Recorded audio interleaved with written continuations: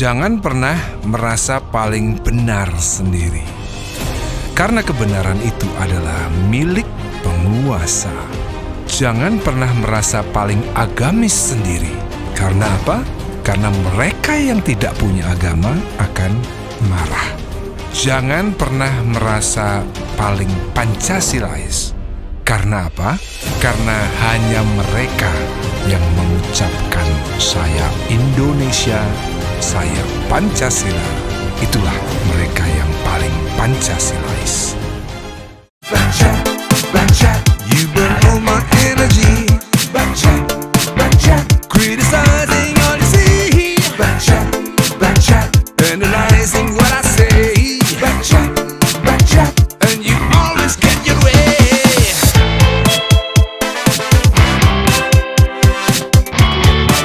Oh yeah, see what you've done to me. Baca, it's driving me insane. It's battle to the end, not your time to come again.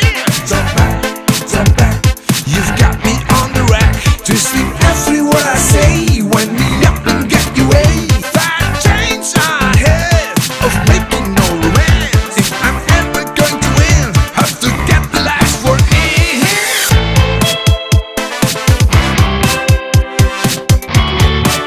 Oh yeah, see what you've done to me.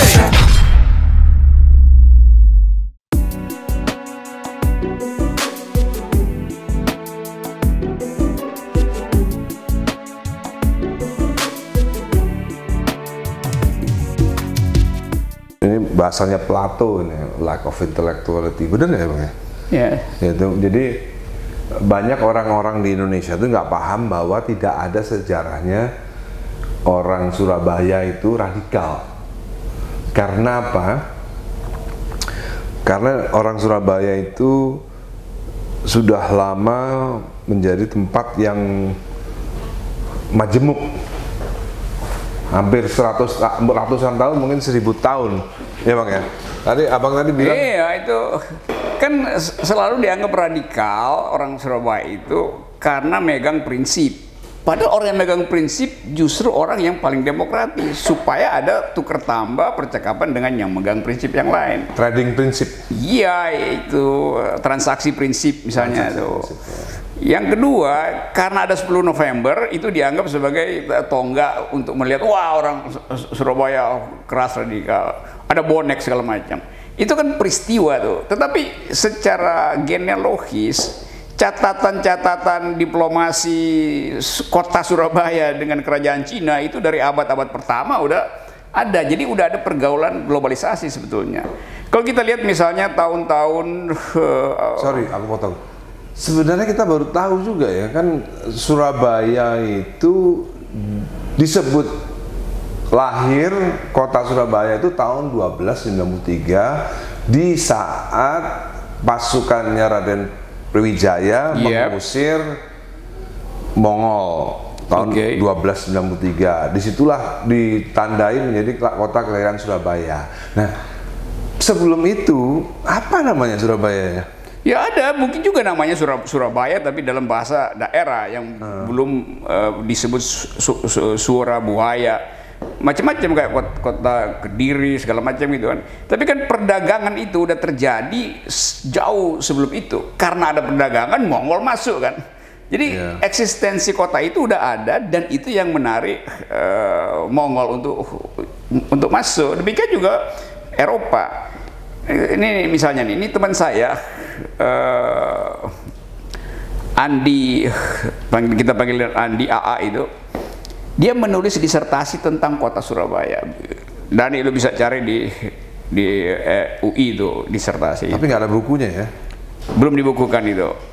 Di situ diterangkan bahwa Surabaya udah jadi kota demokratis sama dengan kota-kota di Eropa, Paris, karena perdagangan itu udah terjadi jauh sebelum Indonesia merdeka. Surabaya itu jadi kota metropolitan. Nggak, kalau kita bicara 100 Masehi tadi seperti kata Bang Rocky, itu belum ada kerajaan Mataram kuno bahkan bang.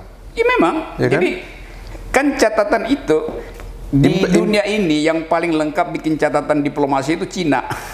Iya. Dan itu tanda bahwa ada hubungan diplomasi, cincin si raja itu ditinggalin. Dan jadi lebih banyak Sorry, Bang, ini supaya Raja Cina tahu tentang, maksudnya Raja Cina pada waktu itu, bukan bukan raja-raja kecil Cina yang ada sekarang itu, yang paham tentang Nusantara.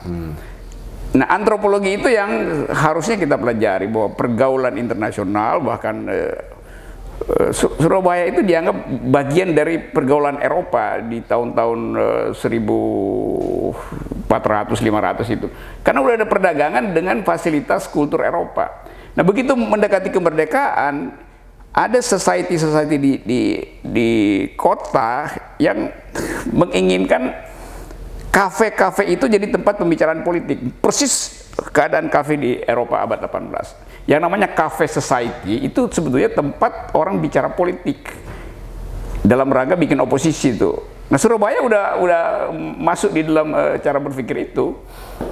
Ada klub debat, ada klub dansa, ada klub society, macam-macam kan. Jadi sifat metropolis Surabaya itu tidak mungkin menghasilkan politik radikal. Iya. Dalam upaya untuk usir kolonial, itu sebetulnya ya perjuangan biasa aja, bukan karena dia radikal, tapi karena mengerti bahwa kolonialisme itu buruk di dalam peradaban kan. Simple aja. Iya, enggak, maksudnya gini, banyak orang yang setelah kasus Ahok itu, karena saya dianggap anti Ahok dan dianggap berdekatan dengan Habib Rizik, sehingga saya dianggap Islam yang radikal. Oh, itu Padahal itu stempel negara, stempel politik aja. Padahal nggak pernah ada sejarah tokoh Surabaya ya, selama kemerdekaan 1900 itu nggak ada orang Surabaya itu yang radikal, tuh nggak ada. Karena apa? Karena aku kan tinggal di sana, Bang. Di Surabaya itu dari dulu nggak ada satu ormas pun yang bisa nutup restoran saat bulan puasa. Karena memang di sana emang orangnya udah heterogen banget gitu. Itu dari dulu heterogen. Karena globalisasi udah ada di situ jauh sebelum Indonesia merdeka, udah globalisasi kota itu udah kota dunia. Iya. Dari awal. Jakarta belakangan sebetulnya tuh. Karena mesti berhadapan dengan raja-raja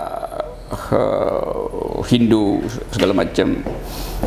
Jadi kita membayangkan sebetulnya percakapan semacam ini dibuka bukan untuk jago-jagoan, siapa yang paling radikal, siapa yang dianggap sebagai bukan, ini esensi sejarah aja. Yes. Kita mengulang peristiwa-peristiwa sejarah, bagaimana Surabaya itu bisa disebut sebuah kota yang sebenarnya unik ya, bukan hebat-hebatan lah, unik lah Surabaya itu. Karena Surabaya itu nomor satu, dia kenapa berbeda dengan Solo dan Jogja?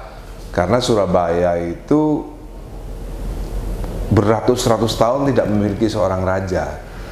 Beda sama Jogja sama Solo kan. Iya. Rakyatnya memang sudah terbiasa mempunyai raja dan terbiasa ikut aturan daripada kerajaan. Nah, sementara Surabaya terakhir itu ada kerajaan itu tahun 1400 di zaman ketika Majapahit runtuh. Udah setelah itu bahkan Sultan Agung pun agak kewalahan, Amangkurat I, Amangkurat II pun agak kewalahan untuk menaklukkan daerah Surabaya dan sekitarnya dengan tokoh-tokoh seperti Untung Suropati, Trunojoyo dan lain-lain. Itu memang membentuk satu karakteristik yang agak unik di Surabaya itu, sehingga nggak ada yang namanya Islam fanatik di Surabaya, itu hampir nggak ada. Gitu, Bang. Makanya itu ketika ada orang yang sekonyong-konyong menuduh saya Islam radikal, itu ya karena mereka ahistoris gitu, ahistoris jadinya. Iya. Tapi yang Surabaya sudah ada tahun 100 Masehi itu aku belum pernah dengar. Saya pernah ikut seminar itu di UI.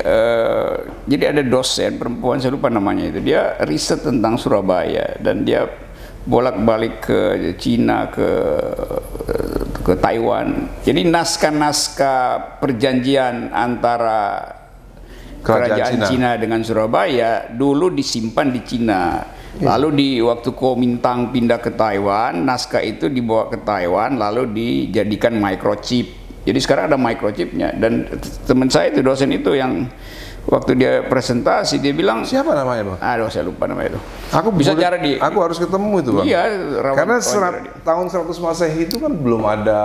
Ya mungkin tahun, pokoknya itu naskah, ya saya kira dia sebut itu tuh abad pertama itu. Jadi ya tahun 100, tahun 200 tuh. Kalau ada cerita Romawi pernah ke Jawa itu memang ada hikayatnya. Cuman itu tadi. Ya itu karena Nusantara kan tahun 200 sudah lalu lintas dunia kan udah terbuka tuh. Mungkin catatan itu yang belum ditemukan. Tapi di Cina itu dicatat. Jadi sumber Cina itu mengatakan relasi politik, bisnis dan diplomasi ada, dan itu ditandai dengan cincin raja atau apa itu, ada artefaknya. Kalau hubungan antara kerajaan Cina dengan Majapahit itu ya karena saya kira bahkan sebelum itu, sebelum Majapahit itu, ini kan banyak naskah yang belum terungkap aja. Belum terungkap dan belum bisa ditafsirkan itu. Ya. Apalagi banyak naskah yang di dalamnya ada rahasia antara raja itu kan. Jadi begitu teman-teman. Ya, itu. Tidak akan lahir Islam fanatik atau Islam radikal dari kota Surabaya. Begindang. Yang saya sampaikan adalah mengingatkan kepada seluruh anak bangsa tentang sejarah kelam, di mana ideologi Pancasila akan diganti dengan ideologi komunis. Dan saya dengan keyakinan saya menyampaikan ini dengan landasan-landasan yang benar. Apabila itu ada yang mengatakan saya provokasi dan tidak pertanggungjawaban, saya siap mempertanggungjawabkannya. Tapi alangkah anehnya orang berbuat baik dan benar untuk mengingatkan bangsa dianggap provokasi. Pasal mana itu, bahasa mana itu? Apa sebenarnya target utama seorang Gatot Nurmantio, purnawirawan, tapi tetap memberikan statement seperti ini? Bukan target, tetapi naluri saya mengatakan bahwa sebenarnya, Rosi, korban yang banyak itu adalah umat Islam dan para ulama sejak 48 dan seterusnya sampai 68 terakhir di Blitar Selatan. TNI juga banyak, PKI juga banyak. Tetapi umat Islam dan TNI dia tidak punya dendam. Buktinya Richard Channing, aku bangga anak PKI nggak diapa-apain. Tetapi PKI mereka selalu berkumpul bersama-sama membuat kegiatan-kegiatan.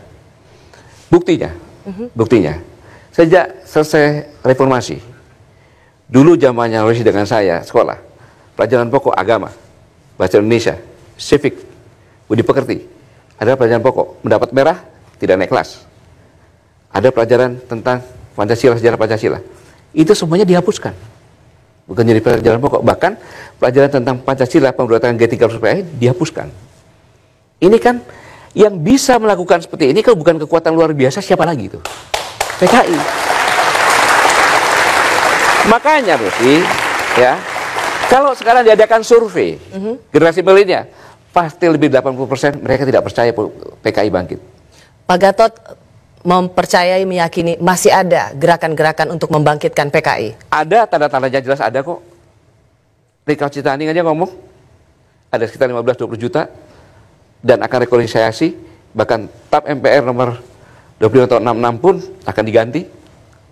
Apa itu bukan PKI? Nah, kalau ini tidak diingatkan di dalam era keterbukaan seperti ini, tidak sadar, tiba-tiba terjadi lagi peristiwa kelam dengan korban banyak. Saya sebagai purnawirawan, apakah saya salah mengingatkan ini kepada anak bangsa? Apa yang dikatakan oleh Pak Gatot ini sesuatu yang sangat serius, karena Pak Gatot mengatakan bahwa gerakan untuk membangkitkan PKI itu masih nyata dan real di masyarakat kita. Bukankah negara-negara seperti Rusia, China yang sudah menjelma menjadi kapitalis, paham komunisme itu tidak lagi laku dijual? Apa yang membuat seorang Jenderal Purnawirawan Gatot Nurmantio meyakini paham itu masih bisa dibeli, masih bisa termakan oleh masyarakat? Rosi, silakan ke Tiongkok. Apakah tidak ada komunis di sana? Partai komunis yang berkuasa di sana. Masih ada di sana. Semua lewat partai komunis, apapun pakai partai komunis. Bahkan di sini pun belajar ke sana. Untuk apa kalau belajar sana? Partai Komunis. Di sini. Di sini Partai Komunis masih ada. Komunis tidak laku dijual, ya, secara internasional. Tapi di sini masih indikasinya ada jelas. Yang tadi saya katakan, kekuatan bagaimana kekuatan membuat pelajaran tidak ada. Jadi Anda meyakini betul kekuatan untuk membangkitkan PKI masih ada di Indonesia? Saya masih ada, bahkan saya tahu data-data yang tidak saya bongkar di sini. Baik. Saya tahu, jangan cuma diisukan PKI bangkit lagi. Tadi Bapak kan sempat mengatakan ada gerakan, ada perkumpulan-perkumpulan PKI, begitu. Bapak tahu mereka, kenapa nggak langsung ditangkap, Pak? Saya tanya, Richard Ciptani mengatakan aku bangga anak PKI, kan gitu. Kemudian pakai masuk parlemen. Ditangkap nggak? Tanya dulu sama polisi kenapa nggak ditangkap. Tetap MPR, Undang-Undang 97 masih mengatakan bahwa menggunakan media apapun juga. Dengan baju Pak Luarit kan media kan tuh. Pembentukan opini juga kan. Kok nggak ditangkap? Bahkan dilarang. Jelas. Sekap yang mengatakan di situ. Yep. Jadi dengan pertanyaan kenapa Pak Bapak Gatot sebagai Panglima waktu itu tahu ada PKI, kenapa tidak langsung ditangkap? Bukan kewajiban kami kan yang menangkap? Polisi yang menangkap kan maksudnya. Kenapa Bapak tidak memberikan informasi itu pada polisi? Informasi udah jelas dilarang kok. Jangan terlalu keras katanya. Maksudnya Pak? Baju itu kan bentuk sosialisasi, media sosialisasi kan itu. Oke, ya. Itu pun hanya dilepas saja diganti. Kan gitu. Itu pun terlalu keras dilarang katanya. Jangan tanya kepada saya dong. Tanya kepada pemerintah dong. Jadi Bapak merasa bahwa ada gerakan-gerakan PKI, tetapi selama ini pemerintah mendiamkan, aparat keamanan mendiamkan. Apa itu yang ingin Bapak sampaikan? Lah buktinya kan ada. Buktinya ada, kita sudah bergerak menangkap buku-bukunya, menangkap kaos-kaosnya kan gitu. Tapi hanya sekedar melucuti kaos-kaosnya saja. Seharusnya dalam undang-undang itu kena pasal seharusnya. Oke. Sekali lagi saya ingin menanyakan, artinya di sini Bapak melihat pemerintah dan polisi tidak memiliki ketegasan untuk menangkap mereka yang terindikasi dalam gerakan PKI. Sudah ada upaya, tetapi langsung dicegah bahwa jangan terlalu. Dicegah oleh? Kan Mensekap pernah menyampaikan perintah presiden. Apa? Saya bisa diingatkan lagi, menyampaikan bahwa TNI Polri jangan terlalu keras. TNI Polri jangan terlalu keras Ya. atas konteks? Atas konteks itu mengadakan rahasia-rahasia. Razia-razia? Iya, baju-baju ini, buku-buku dan sebagainya yang pernah. Kodim masih melakukan penangkapan.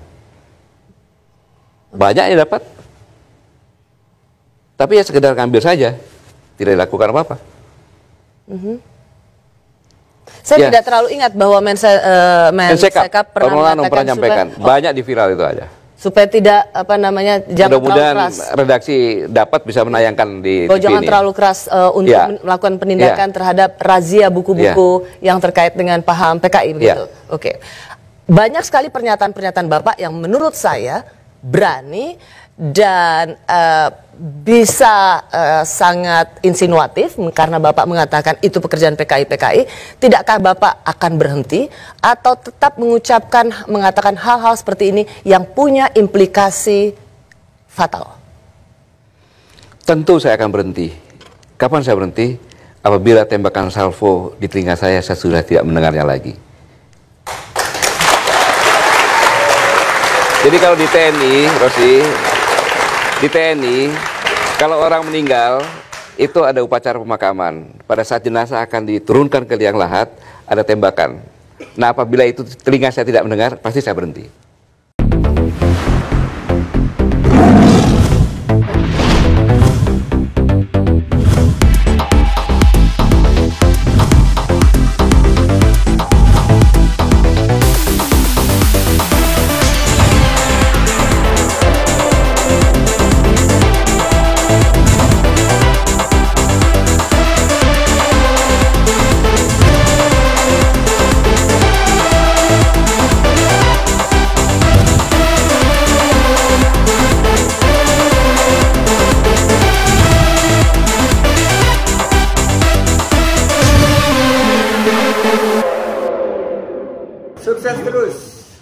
Dollar AD.